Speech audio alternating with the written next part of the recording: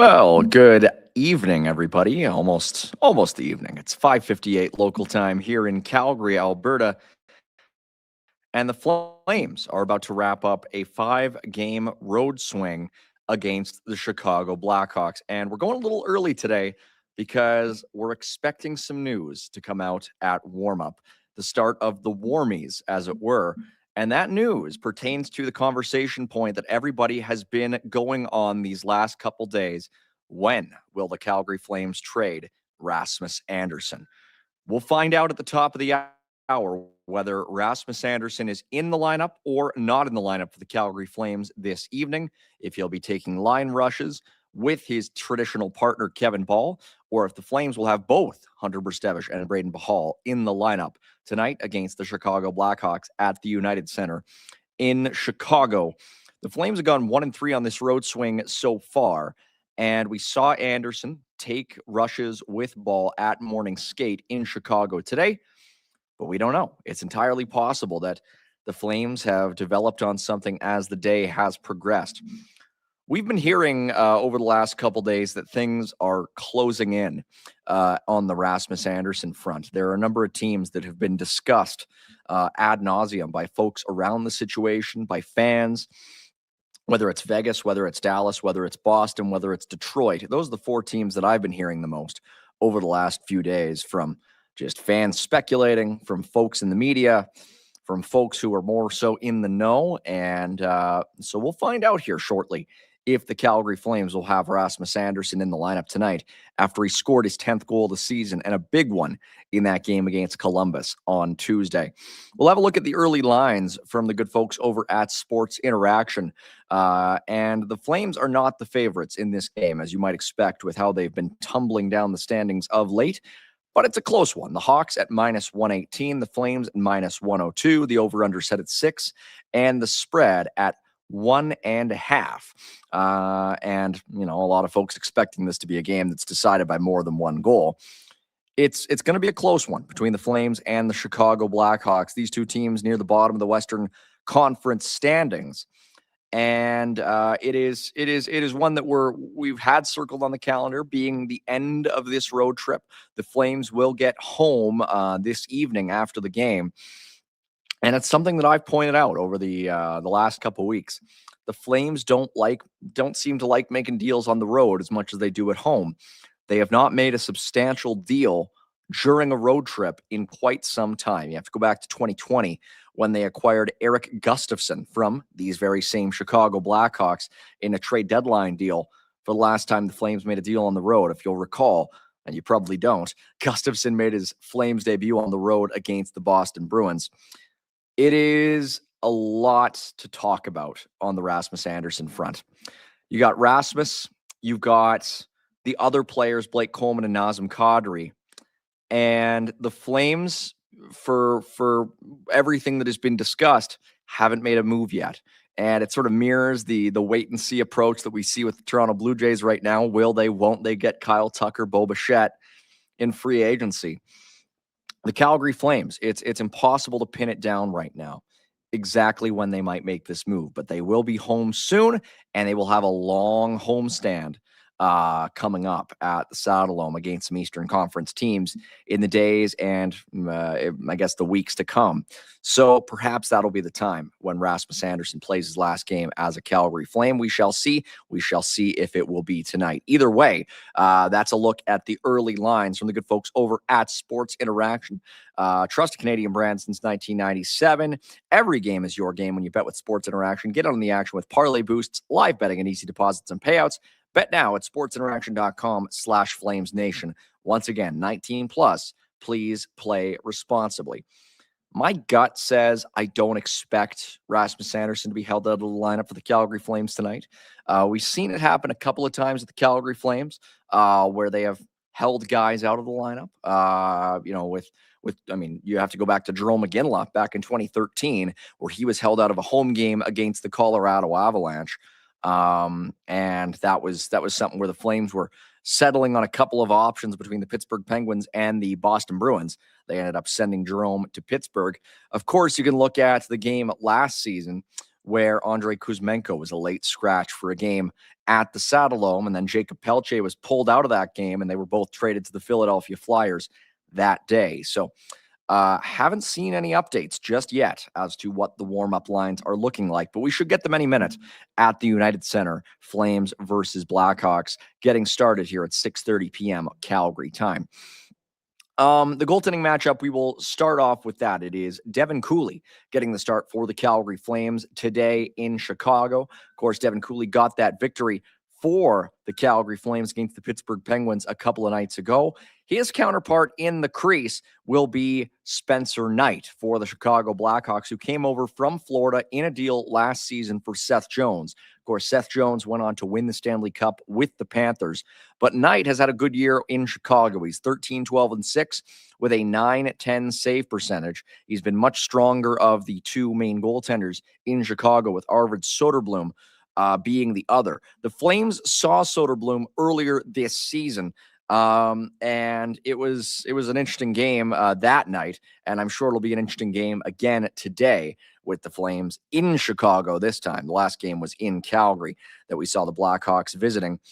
Or probably check that. We saw the Hawks beat Calgary 4-0 in Calgary. And then the last game that we saw was actually in Chicago, was the Blackhawks beating the Flames by a 5-2 score. So this is the last of 3 games between the Flames and the Hawks this season. And the Hawks are leading the season series 2-0. So that's something to look for as we head into tonight's game. We'll have a look at the Hawks lines first, because we're not expecting a whole lot of changes from the daily faceoff projection for the Chicago Blackhawks. This is a team that has been strengthened by the return of Connor Bedard. They do not have Frank Nazar back yet, but they're still in a better spot than they were. Bedard has 46 points in just 33 games with the Blackhawks this season, playing on the top line with Andrei Burakovsky, who has 29 points in 41 games, and Ryan Green, who has 17 points on the season, a 2022 second-round pick of the Chicago Blackhawks. The bottom 9 for this Hawks team, though, is a real hodgepodge, especially without Nazar. You've got Tyler Bertuzzi with Jason Dickinson and Ilya Mikheyev, Ryan Donato with Oliver Moore and Nick Lardis, and Nick Foligno, who has 1 goal this season between Landon Slaggert and Colton Dach on the Hawks' fourth line. Also worth noting, no Teuvo Teravainen for the Chicago Blackhawks in this evening's game. Coming up on the defensive side for the Blackhawks, Alex Vlasic with Louis Crevier on the top pairing for the Hawks. Artem Levshinov, who took a 5.5-minute shift against the Oilers the other night on pairing number 2 alongside Wyatt Kaiser. And Matt Grzelcyk, the power play quarterback, there with Connor Murphy on pairing number 3 for the Hawks. So an interesting look there at a Hawks team that is a bit of a mixed bag. They started off decently enough, but the lack of does really handcuff them of late. The Hawks have sort of fallen down the Western Conference standings to the point where they are now 4 points outside of a playoff spot with a 19-20-7 record through 46 games. Kind of crazy to me that the Hawks are below 500 and yet they're so close to a playoff spot. But then again, sort of the same thing with the Flames, who are, as of now, 7 points out of a playoff spot, despite being 19-23-4 on the season so far. Well, we'll have a look at the early lines for the Calgary Flames, courtesy of Derek Wills and Daily Faceoff. We haven't sort of seen anything from warmups yet at United Center in Chicago. But Nazem Kadri, Connor Zary, and Adam Klapka, we expect to be the top line for the Calgary Flames in tonight's game. Bit of a change-up. We saw Kadri with Farabee and Huberdeau in the last game. Kadri, of course, has 1 point in his last 11 games with the Flames. He has really been struggling of late. And the second line stays the same with Sharon Govich, Backlund, and Coronado. They played a big part in the Flames' offense in the last game against Columbus. Huberdeau, Frost, and Farabee on the third line together. Frost did score a goal in that game against the Blue Jackets a couple of nights ago. It was a nice one. But again, there's a lot to be desired, I think, to a certain degree with Morgan Frost of late.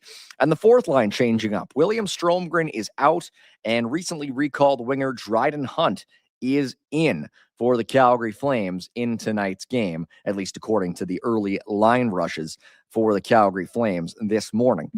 On the defensive side of things, this is where we remain to see what will happen in the warm-ups tonight. And we still haven't heard anything from the folks at the arena to indicate whether or not Rasmus Andersson will be in the lineup for the Flames in today's game. Kevin Ball with Rasmus Andersson skated together as a pairing in the morning skate. Jan Kuznetsov with Mackenzie Weegar and Joel Hanley skating alongside Braden Hall. Actually, you know what? That's not correct. Hunter Brstevich skated with Joel Hanley at the morning skate at the United Center this morning. So Hunter Brstevich, we expect, will be back on defense for the Calgary Flames later today. As we mentioned, it is Devin Cooley between the pipes for the Calgary Flames this evening. Cooley was in net for that game against Pittsburgh, the Flames' most recent win. His numbers this year are excellent. He is 5-4-2 with a .918 save percentage in 14 games with the Calgary Flames. That compared to Dustin Wolf, who is 14-19-2 with an .899 after the most recent loss to the Columbus Blue Jackets. There's a look at some of your lineups, and now let's have a look at the betting lines on the shot props, courtesy of Sports Interaction. Have a look at some notable Calgary Flames. We sort of mentioned this on the most recent edition of the Afterburner show, how, we sort of looked at what have some of these players done for us lately. Michael Backlund, entering the Columbus game, had 34 shots on goal in his previous 10 games, by far and away the most on the Calgary Flames over that span. And as such, it's no surprise that the over for him is now set at 2.5. So Backlund at 2.5, it's even money, plus 100 for Michael Backlund on the shot props.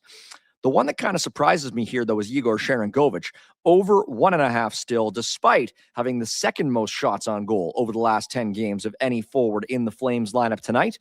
It goes Backlund, Coleman, and Igor Sharangovich, the top 3 Flames shot getters over the last 10 games. So I would maybe look at going the over for Igor in tonight's game against Chicago. I would maybe look at going the under for Matt Coronato, who has really struggled to get shots on goal over the last little while, barely averaging 1 shot per game. But maybe this is the game where Matty Coronato will start to turn around. We shall see. It's an interesting game against an opponent that the Flames have struggled with this season, but nonetheless is, maybe not as strong as it was earlier on in the year when they were playing the Flames. We saw a guy like Frank Nazar play extremely well against the Flames. Of course, he's not in the lineup for the Blackhawks tonight. So there's a look at some more of those props, courtesy from the folks over at Sports Interaction. It brings you closer to the action with real-time betting. You can bet while the action unfolds with 100+ markets per game, including player props, futures, and more. Build your bet with same-game parlays with easy deposits and payouts. You can bet now at sportsinteraction.com/FlamesNation. That is 19+. Please play responsibly. They're good folks over at Sports Interaction, and we want you to maybe head on over there, bet responsibly, and take a look at some of the lines for tonight's game and some of the other games in the National Hockey League. Of course, this is not a 5 p.m. start like we've seen from some of the other games on this road trip. There's already some games in action on the NHL docket for tonight, and we'll take a look at some of them here on the out-of-town scoreboard. One of the most interesting ones for me right now is Buffalo hosting the Montreal Canadiens. That game is tied at 2 after 20 minutes of play at the KeyBank Center in Buffalo. That is an emotional game for the Sabres, who are celebrating a 20-year reunion of the 2005-06 Sabres team that made it to the Eastern Conference Final, played the Carolina Hurricanes and lost. The Hurricanes ended up beating the Edmonton Oilers in the Stanley Cup Final that year. The Sabres are wearing their throwback uniforms for tonight's game. In Buffalo, it is 2-2. Buffalo versus Montreal after 1 period of play, with Josh Doan and Tage Thompson scoring the goals for the Sabres. So an interesting one on the docket there. Hopefully the Sabres can keep going and make the playoffs. I'd love to see them break out of that mold. And I'd like to see it put an end to some of the media talk that we've seen about how the Flames don't want to be the next Buffalo. We saw that today from Pierre LeBrun on a show out east, talking about how the Flames don't necessarily want to trade Blake Coleman. And they don't want to be the next Buffalo. And quite frankly, I think trading Blake Coleman is not the difference between the Flames becoming or not becoming the next Buffalo. The Flames have a lot of options in their system to potentially replace Blake Coleman if they do end up moving him. And, I get that you want to have veterans around. The Flames do have veterans around. I get that they like Blake Coleman, but by the same token, what are we doing here? Like, you really think keeping Blake Coleman around for the last year and a half of his contract is going to save the Flames from becoming a team like the Buffalo Sabres? I mean, I don't buy it. And the Sabres right now are a team that I would like the Flames to become. They're a good team. They're on the upswing. They have a lot of great pieces. Some of those pieces they got by drafting very, very high.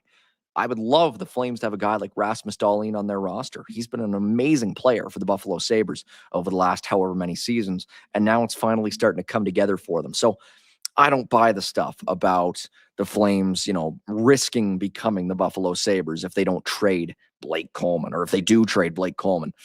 I think that's pretty weak sauce stuff. Nothing against what LeBron said. I think LeBron was just calling it as he saw it.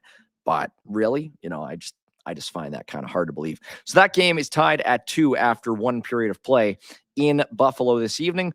Also on the docket, Philadelphia in Pittsburgh. The Penguins up 3-1 after one period of play, early in the second period now in Pittsburgh. The Sharks and Capitals are scoreless early on in the second period in DC. The Blue Jackets hosting the Vancouver Canucks, who are absolutely awful. And on a goal by Charlie Coyle, his 10th goal of the season, shout out to Tobin Larson, who pointed that out in the chat. The Blue Jackets up 1-0 over the Canucks. The Boston Bruins on Zdeno Chara's jersey retirement night are already up 2-0 over the Seattle Kraken, just like 4 minutes into the first period of their game at the Garden, on goals by Marat Husnudinov and Victor Arvidsson. And then still to come, we've got games between the Islanders and Oilers, Maple Leafs and Golden Knights, and Mammoth hosting the Dallas Stars. Pardon me, I missed one game that's already in progress. The Minnesota Wild hosting the Winnipeg Jets in Minnesota. That game also scoreless at 0. Still not seeing anything on the Rasmus Andersson front. What's going on in warmups tonight, folks? We don't seem to have any updates. Live from Chicago. Warmups have started, right? I mean, what, you want me to talk about the weather? I guess the Flames are in the Windy City tonight. Boy, it's sure been a Windy City, Calgary today. I mean, holy smokes. The wind's been gusting in from the north, 40 miles an hour. It's been crazy here in Calgary. But what am I talking about? We got to be talking about the warmups. Why is nobody covering the warmups? We got to figure something out. Is Rasmus Andersson skating, or is he not skating? The lack of an update, makes me believe that he's probably skating. And, I don't know how I feel about that. By all indications, Rasmus Andersson is pretty close to being traded here. I mean, we've already seen Blake Coleman go on the IR. The belief is that upwards of 20 teams have called the Flames about Blake Coleman, and now he is hurt. And the Flames are kind of stuck right now as it comes to Blake Coleman. And we saw Rasmus Andersson go out against the Blue Jackets a couple of nights ago and play a heart and soul game. He got into a fight. He scored a goal. He was all over the ice. He was one of their best players all night long. And now they're playing a game against Chicago, which wraps up a road swing. And what do you have to gain from having Rasmus Andersson in the lineup tonight? I mean, I get it. The Flames are trying to get back in the race. They're never going to be coaching this team to lose games. And as far as trying to win games, Rasmus Andersson gives you the best chance to do that. But I don't know. I mean, at what point do you have to protect the asset, make sure that nothing bad happens here? I think the Flames are maybe running a risk here, a little bit of something bad happening if Rasmus Andersson continues to play for them. But in the end, we shall see. And again, still no updates coming from United Center as to whether Rasmus Andersson is taking part in the warmups for the Calgary Flames this evening. Let's have a look at the chat. Some good stuff going on in there. Glad to see some familiar faces. Matt C80 saying he's not going anywhere. I mean, I get it. I get it. Nothing ever happens. I'm right there with you. My phone just died, or else I would have pulled up the counter. But as of 10 o'clock this evening, we will have reached 350 days since the Calgary Flames have made a single major player transaction. 350 days. And I mean, if you go back even further, we're up over 550 days since the Flames have flat out sold a player on their roster. You have to go back to Andre Mangiapane. After that, we're looking at the only major trade they've made between then and now is the Frost Farabee deal, where they gave up the picks in that trade. They gave up a second rounder and a seventh rounder in that deal, if my memory serves me. And they gave up Peltier and Kuzmenko to get Frost and Farabee.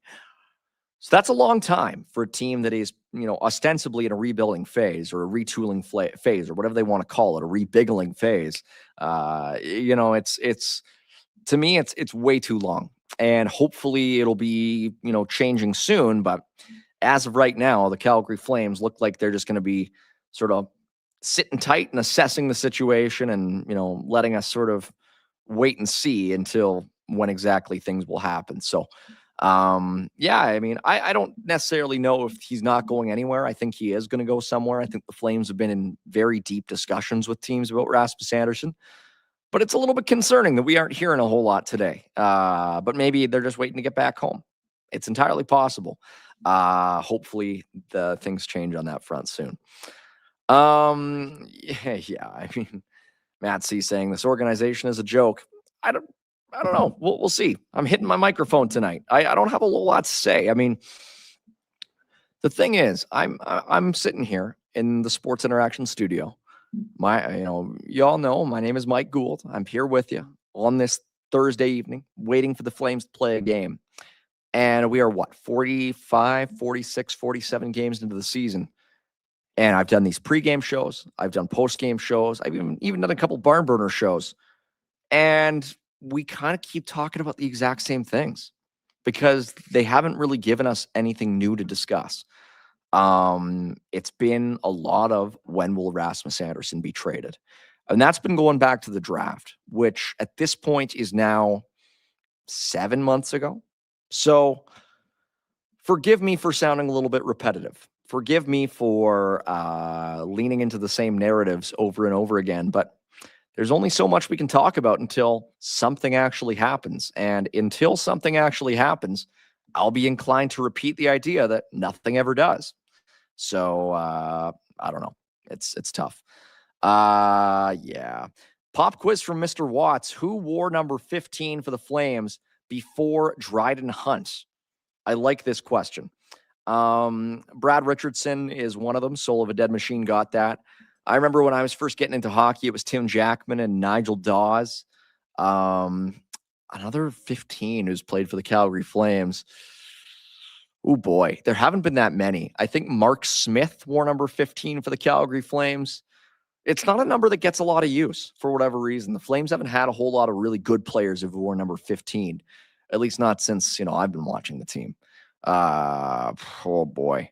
Ryan Carpenter. No, I think he wore number 18. I think Ryan Carpenter wore number 18. McGrattan wore number 10 and number 16. I can't think of really anybody else. So there you go. There's my answer. Brett Hull wore number 16. So Tanner Glass, there's one. Bingo, bango, bongo. Tanner Glass wore number 15 for the Calgary Flames. There we go. This is a good question from Fubar 1982. How does Huberdeau go from goat to boat anchor? Mike, any thoughts? I think it's a variety of things. I think with Jonathan Huberdeau, it is a matter of, going from being on a top team to a bottom team, going from a warm environment that he was comfortable with to a cold environment that he's not as comfortable with, not being insulated as much, not playing in the same type of systems that he was down in Florida. I think there's a variety of factors. I think also it's just a matter of maybe he's declining. The age curve, we talk about how development isn't linear for players. Well, by the same token, regression isn't always linear for players either. And I think what we're seeing with Jonathan Huberdeau is maybe a guy who peaked a little earlier and who is starting to decline a little earlier. It reminds me of Scott Gomez. Scott Gomez was a guy who had an incredible start to his career with the New Jersey Devils, goes to the New York Rangers, is okay, goes to the Montreal Canadiens, and is almost immediately sort of unplayable, and is basically done in the NHL by age, 33, 34? And Huberdeau's 32? So, and even with Gomez, he was getting 40 points in a season with Montreal by the end, but by the same token, he was getting minutes. And once they stopped giving him those minutes just on on the nature of his, name and pedigree, he really fell off. And yeah, basically by the time he was 32, 33, 34, he was basically done. I don't know if Jonathan Huberdeau is a guy who can't play well in the NHL anymore. I think there's a way that he could still be valuable in the right system. I just don't think it'll ever be in Calgary. And it's tough.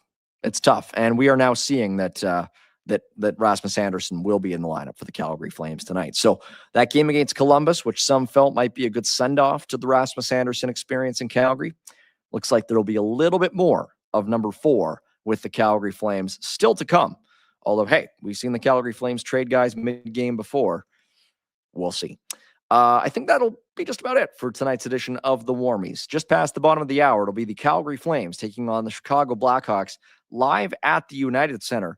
Looking forward to being back with you on the post-game show with our buddy Ryan Pike and our producer Jack. That'll be a lot of fun coming to you live from our Marta Loop studios. Until then, my name once again is Mike Gould. For our producer Michael out east, this has been another edition of Sports Interaction's own Flames Nation show, The Warmies. Hey, buddies. Thanks for watching. We appreciate it. Also, if you could throw in a like and subscribe, it does help us out with what it is we are doing. And check out more at Flames Nation.